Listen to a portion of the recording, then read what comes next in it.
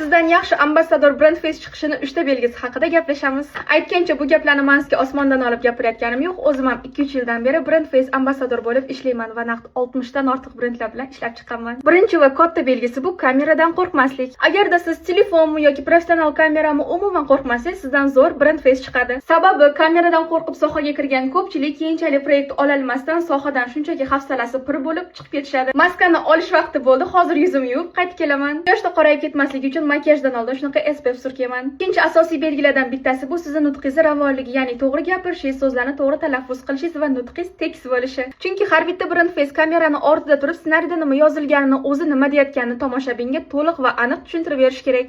Eng oxirgi belgi bu mas'uliyatli kirishuvchan bo'lish. Siz men kamerani oldida zo'r gapiradigan, nutqi zo'r brend face bo'lgan taqdiringizda ham ishingizga mas'uliyat bilan qaramasangiz yoki odamlar bilan oddiy muomala qilishni bilmasangiz, brendlar siz bilan uzoq muddatli shartnoma qilmaydi. O'zim ham syomkaga kech qolayotganim uchun to'liq makiyajimni qilib keldim. Yana bitta narsa, siz brend face bo'lsangiz, boshqa kasblardan farqli o'laroq har bitta proyektda har xil odam bilan ko'rishasiz, har xil odam bilan ishlaysiz. Shuning uchun hamma bilan kelishib ketish, kirishimli bo'lish, muomala qilishni bilish siz uchun eng muhim narsa bo'lishi kerak. Kiyimimni ham almashtirib bo'ldim. Men endi syomkaga ketishga 100% tayyorman. Aytgancha menga obuna bo'lib qo'ying. Keyingi videoda qanaqa qilib noldan proyekt topishni sizga o'rgataman. Hammaga xayr.